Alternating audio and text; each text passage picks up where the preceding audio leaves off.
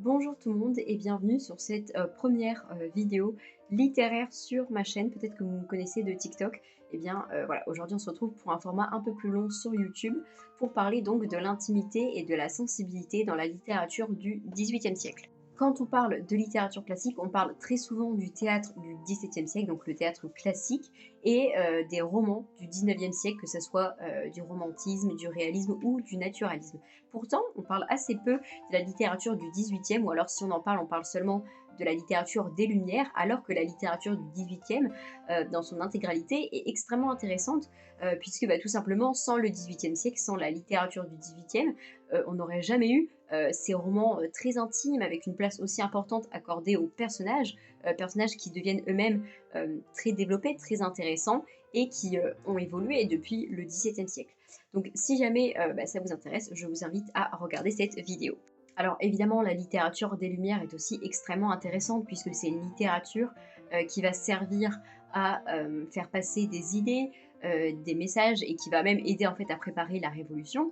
Mais elle n'est pas tellement individuelle. Elle sert plutôt à servir des individus ou du moins un groupe d'individus, une société. Mais en fait, la littérature du XVIIIe est aussi extrêmement intéressante parce que c'est l'entrée de l'intimité et de la sensibilité dans la littérature. Alors évidemment, ça ne veut pas dire que les gens ont attendu le XVIIIe siècle pour être sensibles et pour exprimer leurs émotions, ou qu'on ne retrouvait pas de sensibilité ou de lyrisme dans les œuvres. Simplement, la sensibilité va prendre une place beaucoup plus importante à partir du XVIIIe siècle. Et en fait, tout ça s'explique par la société dans laquelle la littérature prend place, parce qu'un mouvement littéraire s'inscrit toujours dans un contexte historique, social, politique, tout ce que vous voulez, puisque très souvent un mouvement littéraire en fait représente les peurs, les rêves, les espoirs d'un siècle, d'une génération. Par exemple, le nihilisme qu'on retrouve dans la littérature russe du 19e s'explique justement par le contexte historique, économique de la Russie à l'époque. Pareil, une partie du romantisme s'explique par le vide laissé par Napoléon et par cette sensation d'avoir manqué l'histoire. De la même façon, dans la littérature prolétarienne, vous allez retrouver les problématiques liées justement à la vie des prolétaires, leurs combats, ce qu'ils vivent, etc. Voilà, c'est donc pour ça que je vous propose d'abord de commencer par un petit point historique pour comprendre justement l'évolution des sensibilités entre le XVIIe et du coup la fin du XVIIIe siècle. Lorsqu'on pense au XVIIe siècle, on va penser à Louis XIV, à Versailles, au grand siècle, un siècle d'apparat. Et donc d'ailleurs Louis XIV qui est surnommé aussi donc Louis le Grand ou le Roi Soleil.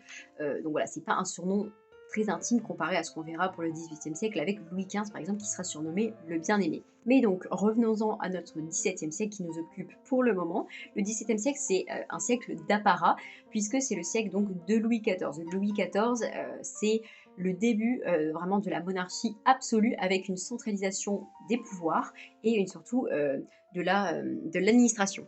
Pour comprendre, je pense, le règne de Louis XIV, il faut d'abord parler de la Fronde, qui est un événement qui l'a vraiment marqué pendant son enfance, qui est en fait une révolte de la part des élites, donc surtout de l'aristocratie et même de sa plus proche famille, donc ses cousins, etc., qui vont en fait contester l'autorité royale, puisque donc Louis XIII meurt et donc son fils est très jeune en fait, donc c'est sa mère et Mazarin qui vont prendre la régence, mais simplement les élites et surtout donc l'aristocratie vont en profiter pour se révolter. Voilà, cette fronde va même obliger donc le roi enfant à subir des humiliations et même à fuir en fait pour sa vie. Il reviendra donc, mais se souviendra très bien de cet événement. Il va faire en sorte que ça ne se reproduise plus jamais. On assiste donc à ce qui a pu être appelé la domestication de la noblesse, qui est ressentie en fait comme nécessaire donc par Louis XIV, car donc je vous ai dit que la noblesse s'était révoltée contre le pouvoir royal.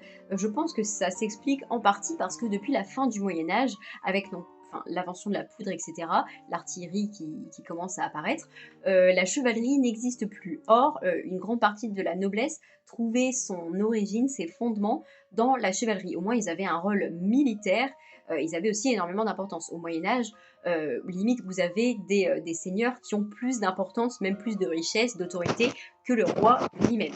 Les choses changent à partir donc de la fin du Moyen Âge avec la chevalerie qui n'existe plus parce que, beh, au final, face à un pistolet, ce n'est pas l'épée et un mec sur son cheval qui va gagner. En plus de ça, le roi a pris du pouvoir, face, aux autres seigneurs. Là, vous avez vraiment une supériorité du roi sur, bah, les seigneurs qui sont aussi devenus vraiment ses sujets et donc à vrai dire, les nobles n'ont plus vraiment de rôle puisqu'ils n'ont plus tellement de rôle militaire et bah, forcément, ils n'ont rien à faire puisque de base, les nobles, ne sont pas censés travailler. Enfin, je veux dire, pour eux, ça serait dégradant de le faire.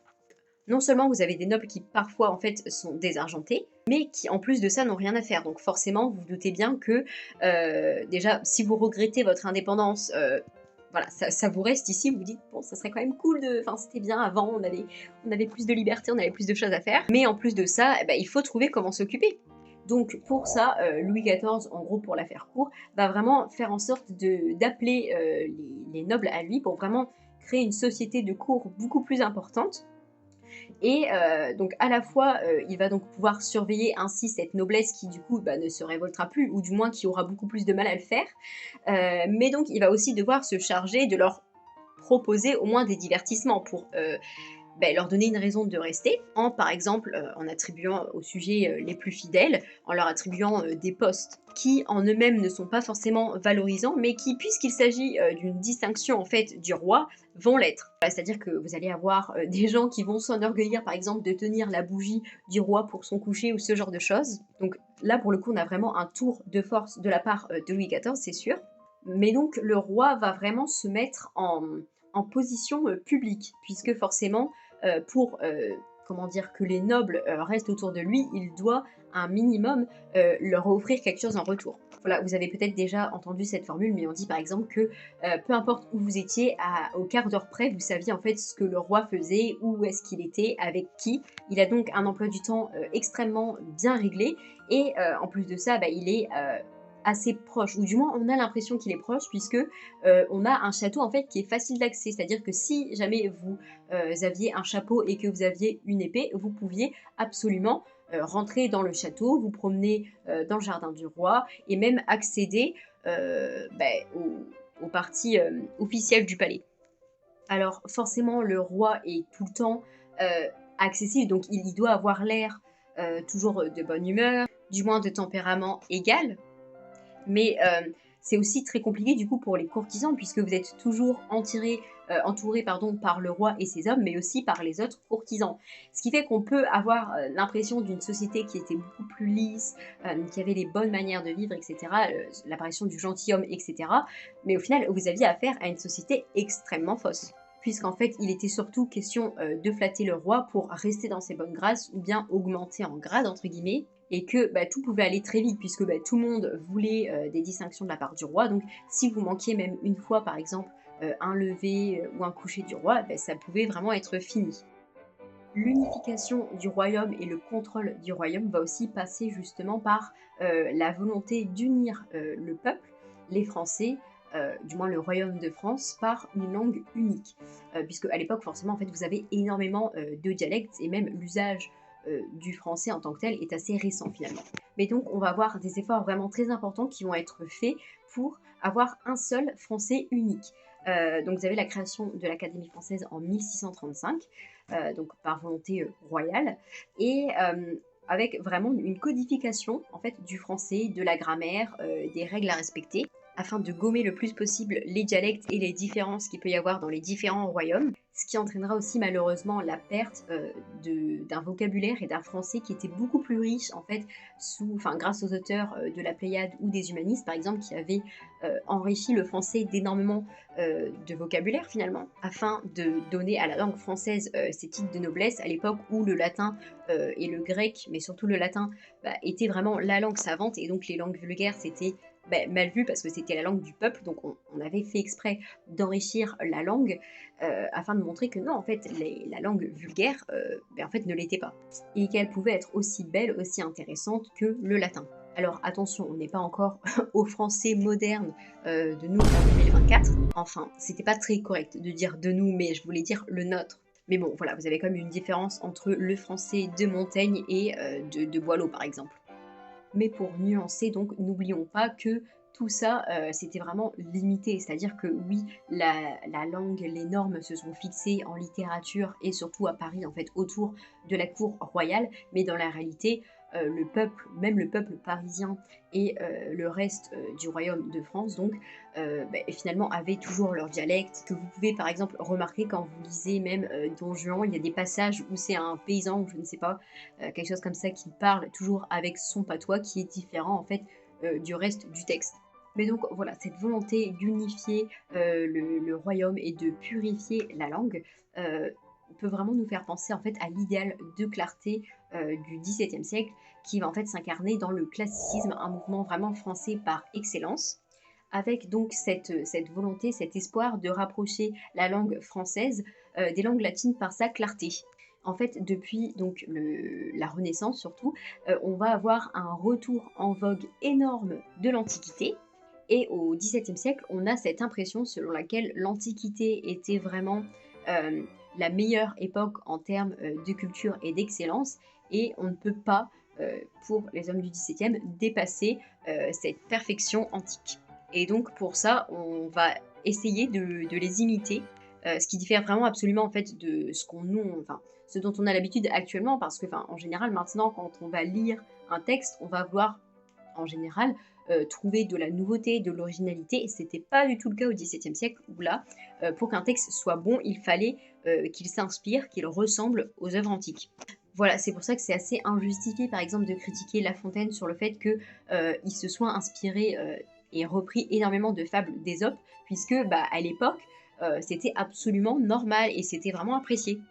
En termes de goût, donc, qu'est-ce qu'on aime au XVIIe siècle? Eh bien, on aime surtout en littérature le théâtre, avec un goût très très prononcé pour la tragédie. Le XVIIe siècle, c'est vraiment le siècle de la tragédie. Comme je vous l'ai dit, on suit les inspirations antiques. Donc, forcément, pendant l'Antiquité, vous avez le théâtre et surtout la tragédie qui sont placés tout en haut de la hiérarchie. Donc, c'est le cas aussi au XVIIe siècle. Mais on a aussi même une inspiration antique de fond, puisque donc au théâtre et dans les tragédies, les personnages, ce sont très très souvent des personnages mythologiques. Voilà, on repense par exemple aussi au scandale du Cid qui, alors il y a plein de raisons pour lesquelles le Cid a été, enfin a bouleversé les gens, mais on n'oublie pas qu'on a aussi des personnages qui ne sont même pas mythologiques, mais qui sont historiques, enfin du moins qui appartiennent pardon, à l'épique espagnol, je crois. Mais bref, dans tous les cas, vous n'avez pas de personnages mythologiques. Mais voilà, par exemple, vous pensez aux grandes tragédies, aux grandes pièces de théâtre du XVIIe siècle, dans la tragédie et pas dans la comédie, chez Racine, chez Corneille, vous n'avez que des personnages mythologiques. Voilà, que ce soit Phèdre, Andromaque, Oedipe. Voilà, après vous avez aussi un petit peu quand même de personnages inspirés de tout ce qui va être littérature médiévale, mais ça reste assez mineur comparé à toujours l'influence en fait de la mythologie gréco-romaine. Puisque comme je l'ai dit, l'inspiration principale c'est vraiment l'Antiquité. L'Antiquité qui est gardée comme modèle. Et oui, mon téléphone est à deux doigts de tomber, on va passer outre. Cette inspiration antique, elle se retrouve aussi dans l'architecture. Au XVIIe, vous avez quand même énormément de bâtiments. Alors évidemment, encore une fois, on parle des bâtiments des élites. Hein. Vous, vous doutez bien que le peuple ne va pas se dire alors si je faisais une petite maison inspirée de l'acropole, on va faire un petit temple à Athéna. Non. Mais donc, pour les constructions des élites, vous avez quand même une inspiration antique, inspirée donc de l'architecture grecque ou romaine. Et en peinture, les grands peintres, très souvent en fait et les peintures, qui sont vraiment appréciées à l'époque, ce sont des peintures tout simplement, d'histoire, ou religieuses. Voilà, donc avec des inspirations bibliques ou bien, mythologiques, historiques. Voilà, par exemple, vous prenez des grands peintres du XVIIe siècle comme Poussin, très souvent vous avez encore des sujets mythologiques. Voilà, vous avez aussi le paysage qui fait son interruption avec, notamment la peinture hollandaise et cetera, mais globalement pour la grande peinture qui est vraiment appréciée, par tout le monde, c'est la peinture pardon, d'histoire, ou religieuse. Alors les choses commencent à changer un petit peu, l'esprit du moins, du siècle commence à changer, vraiment au début en fait du XVIIIe siècle puisque, Louis XIV, vieillit avec sa cour finalement qui devient beaucoup plus austère. Voilà, il a perdu beaucoup d'enfants, de petits-enfants et de proches.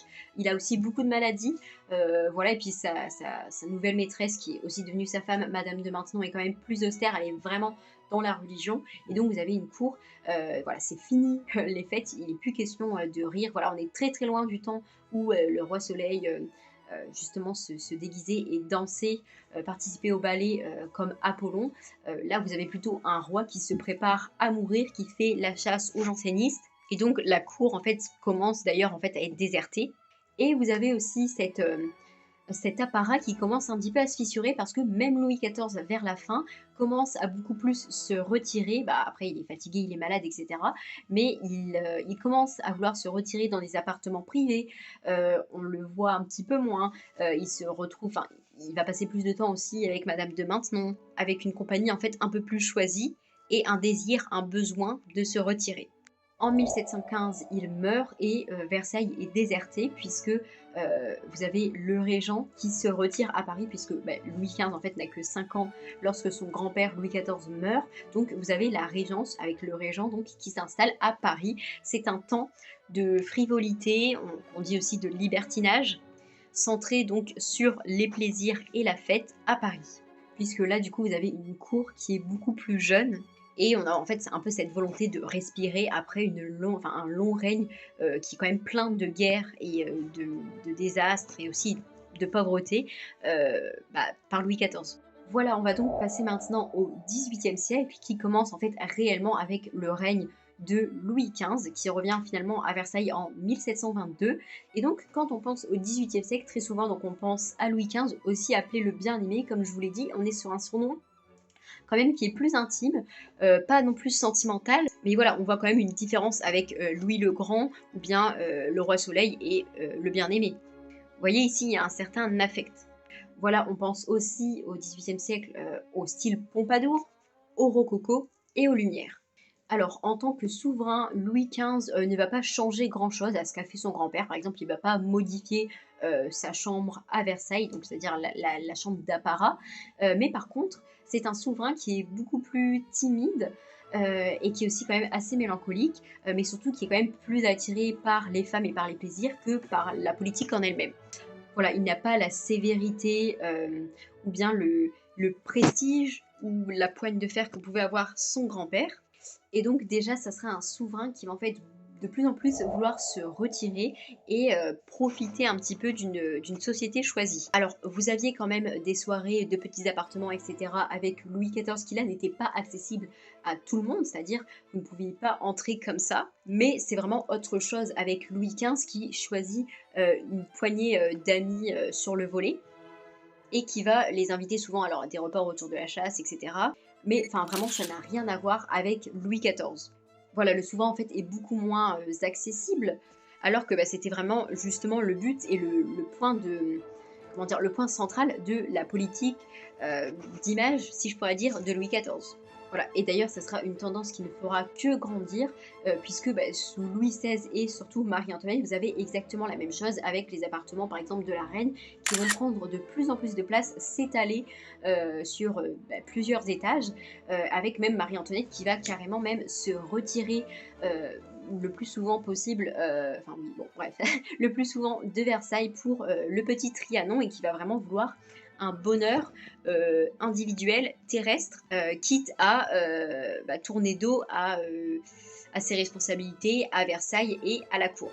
Et d'ailleurs, c'est une tendance en fait qui est générale, qui ne s'applique pas seulement à Versailles, mais même qu'on retrouve dans l'architecture plus globale, puisque vous avez l'apparition du couloir. Alors évidemment, ça existait avant, mais très souvent dans les demeures aristocratiques bourgeoises, vous aviez des pièces en enfilade, c'est-à-dire que pour accéder à la cinquième pièce, vous deviez traverser les 4 premières. Là, c'est plus le cas puisque vous avez l'usage du couloir qui devient répandu et donc vous n'êtes plus obligé de passer par 3 salons, l'antichambre, etc. pour arriver à la chambre. Et ça témoigne bien de cette volonté de privacité, d'intimité. Ce goût pour le privé, pour l'intime, on le retrouve non pas seulement dans l'architecture, mais aussi dans les arts en général. Par exemple, en peinture, vous avez le mouvement rococo, qui est vraiment représenté par Boucher, Fragonard, Watteau. D'ailleurs, si jamais on vous parle du XVIIIe siècle en peinture, c'est généralement à ces peintres-là dont on va parler. Et c'est l'explosion vraiment de la scène qu'on appelle de genre, avec par exemple des idylles, des scènes pastorales, et surtout des scènes du quotidien. Alors un quotidien fantasmé, évidemment, on va pas tellement représenter le peuple, et même quand Boucher, par exemple, va dire représenter des bergers. Enfin, ce sont des bergers et des bergères enrubannés avec des robes à panier, avec des petits rubans. Voilà, vous vous doutez bien que les fermiers et cetera à l'époque, n'étaient pas comme ça. Voilà, les bergers n'étaient pas toujours en train de se faire des petites couronnes de fleurs, en train de manger du raisin ou de jouer de la flûte comme ça, assis tranquillement, dans la forêt. Je pense qu'ils avaient mieux à faire, mais du moins c'est ce qui plaît en fait. Donc on voit bien que le goût a changé. Puisque donc très souvent ce genre de peinture venait orner les salons ou les chambres. Donc on voit bien que c'est quelque chose qui plaît.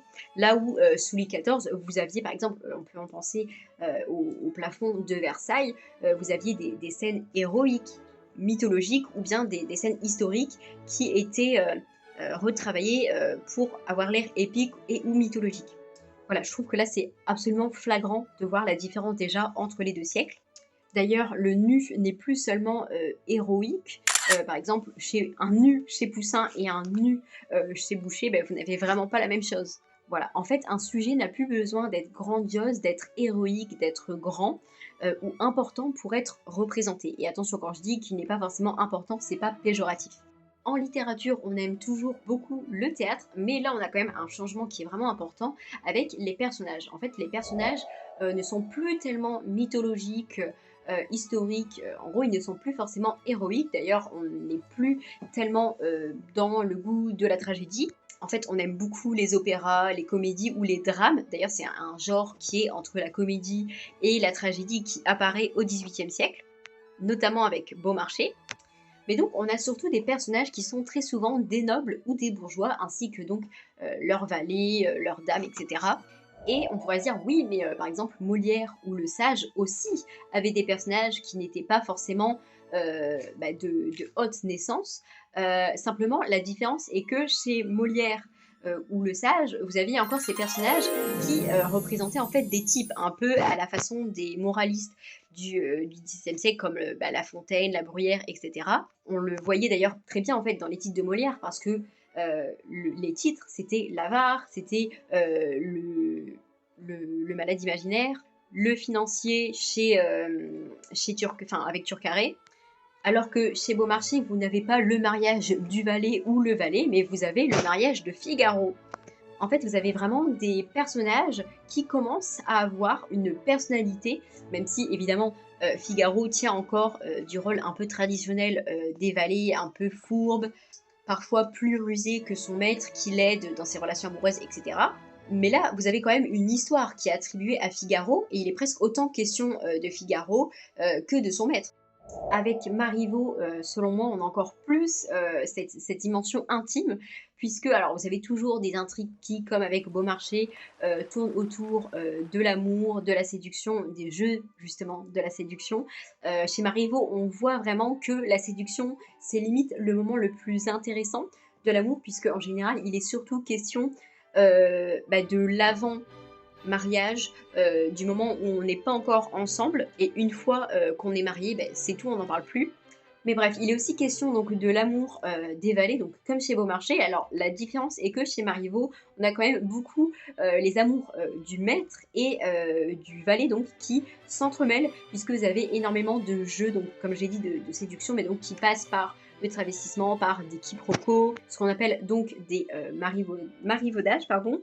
Je me demande si c'est pas ça aussi qui aurait quand même inspiré le vaudeville, puisque comme je vous l'ai dit, enfin vraiment le XVIIIe siècle a vraiment joué un rôle énorme pour la littérature du 19e. Enfin, pour moi, la littérature du 19e n'aurait jamais été possible sans l'évolution de la littérature au 18e siècle. D'ailleurs, Beaumarchais et Marivaux ont fait vraiment scandale aussi à la cour. Enfin, je veux dire, je crois que alors Rousseau avec son Devin du village, mais aussi Beaumarchais, je crois, ont été censurés à la cour. Et donc, les gens le jouaient en cachette. Mais bref, chez Marivaux, il est vraiment question de badinage. Et ça, c'est le mot du XVIIIe siècle qui incarne l'esprit du XVIIIe siècle. Voilà, et selon le Paris au siècle des Lumières d'Arlette Farge, badiner, donc c'est une activité enjouée et folâtre, plutôt frivole, à laquelle se prêtent avec aisance les personnes des deux sexes. Il s'agit de s'amuser ensemble, de s'agacer, comme on le disait au XVIIIe siècle, entre compliments, rires ou moqueries destinées à plaire à l'autre. Furtif ou insistant, le badinage est l'une des attitudes les plus répandues du jeu sexuel. Voilà, donc vraiment, chez Marivaux et au 18e, vous avez vraiment cette envie de plaire avec ces plaisanteries, ces jeux, voilà, tout ce qui vraiment n'aurait pas été possible au XVIIe siècle. Enfin, je veux dire, je pense que si vous preniez un Français du XVIIe siècle et que vous le mettiez devant Marivaux, il, il serait au bout du rouleau. Vous en aviez déjà aussi au XVIIe siècle avec par exemple La Fontaine, mais le XVIIIe c'est aussi l'explosion de la littérature libertine. Et en fait, c'est pas seulement intéressant, on va dire, d'un point de vue pervers ou sexuel.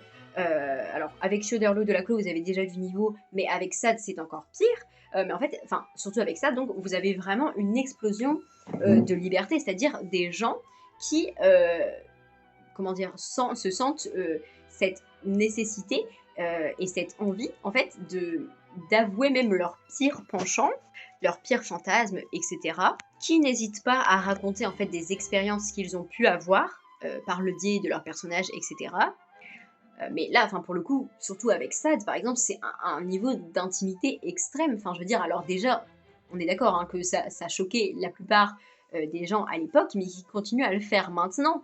Mais enfin, pour moi, il faut quand même notifier que ça demande une liberté extrême. Alors non, vous doutez bien que les éditeurs à l'époque n'étaient pas en mode « Ok, let's go, on va le publier ». C'était publié de façon clandestine et pareil, enfin les gens ne lisaient pas Sade comme ça, ils étaient pas en mode « Ah oui, ce soir on fait la lecture de Sade, est-ce que tu veux venir ?» Évidemment non, mais ça demande quand même une grande liberté que de se dire « Ok, bon bah je vais écrire ça quoi ». Et pour moi c'est quelque chose qui n'a pas, auquel on n'a pas tellement prêté d'attention. Parce que voilà, enfin, je ne suis pas dans la tête de Sade, Dieu merci, mais je pense que quand Sade a écrit tous ses textes, il s'est pas dit « Bon, je vais réfléchir sur le mal et la nature du mal chez moi ». Non, c'est vraiment juste un mec qui a pris la liberté d'écrire les fonds les plus obscurs de sa pensée. Et c'est quand même incroyable à l'époque où on commençait justement à ouvrir la porte aux sentiments. Là, pour le coup, c'est sûr que Sade a ouvert cette porte en grand, l'a défoncée. Je viens de me rendre compte du jeu de mots un peu douteux, je m'en excuse. Mais bref, tout ça pour dire que vous avez quand même une ouverture à l'intime et au sentiment, à la liberté, qui est quand même incroyable en littérature au XVIIIe siècle. Pour donc terminer le dernier point de cette vidéo, c'est que pour moi, le XVIIIe siècle, c'est un nouvel horizon, c'est le devoir qui plie face au bonheur. En fait, le devoir n'est plus la ligne directrice comme elle pouvait l'être par exemple chez Louis XIV, même si voilà, j'en ai pas parlé, mais enfin, je veux dire, Louis XIV aussi avait ses maîtresses, il avait ses plaisirs, ses divertissements, voilà, il n'a pas été malheureux non plus. Simplement, la balance entre le devoir et le bonheur est différente au XVIIe et au XVIIIe siècle.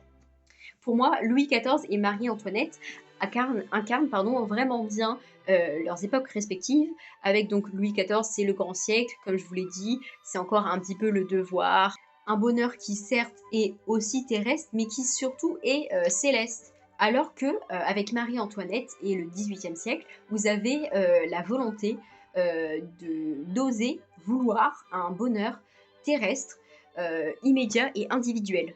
Voilà, c'est pour ça que vous avez Marie-Antoinette qui va tourner dos à la cour, à l'étiquette à Versailles et qui va se retirer très souvent avec une coterie choisie, avec des gens qui ne sont pas forcément les plus riches ou les plus nobles, ni non plus des grandes familles, mais qu'elle a choisi elle-même par l'appréciation qu'elle en a.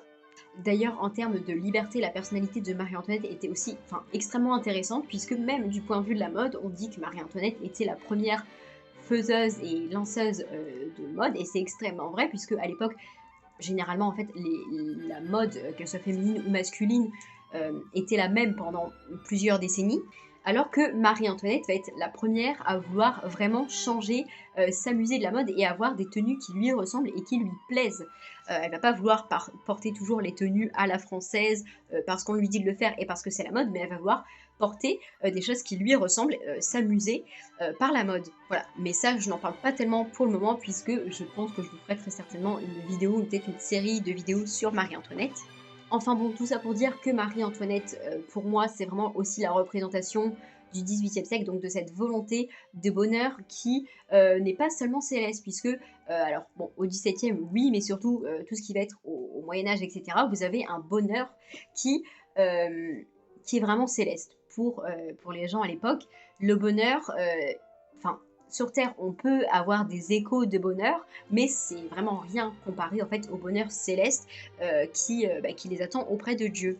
C'est pour ça qu'en général, on accepte un peu mieux de souffrir dans la vie sur Terre, puisqu'on se dit oui, c'est un mauvais moment à passer, mais je serai récompensé dans tous les cas. La vraie vie, la vie bien heureuse, c'est celle là-haut. Eh bien, au 18e, c'est différent, puisqu'on se dit oui, il y a quand même un bonheur là-haut, quoique déjà les révolutionnaires et certains philosophes n'en seront plus aussi sûrs. Mais en tout cas, pour la plupart, au 18e, on commence à se dire oui, certes, il y a un bonheur là-haut, mais ça n'empêche pas que j'ai aussi envie de m'amuser et de faire de cette vie un moment quand même assez appréciable. Voilà pour illustrer justement ce bonheur qui n'est plus uniquement céleste mais aussi terrestre. Vous avez vraiment la religieuse par exemple de Diderot qui est dans les ordres et qui rend très bien les services qu'elle doit faire, etc. Mais qui n'a pas cette aspiration divine et qui essaye à tout prix en fait de fuir les couvents parce qu'elle dit mais non en fait je ne suis pas une bonne religieuse parce que je n'apprécie pas être là, c'est pas ce que je souhaite faire, je ne suis pas à Dieu et moi ce à quoi j'aspire c'est d'être libre et c'est de vivre ici, pas de vivre par Dieu ou de me préparer à la vie avec Dieu et ça c'est je trouve quand même quelque chose de particulièrement parlant et qui illustre très bien cette tendance du 18e. Alors évidemment, les gens n'ont pas attendu le XVIIIe siècle pour se dire bon ok, on va essayer quand même d'être aussi heureux dans cette vie ou du moins de ne pas trop souffrir, mais cette importance accordée au bonheur et ce désir de bonheur terrestre a vraiment pris une importance croissante pour moi au XVIIIe siècle, enfin à partir de la fin du XVIIe.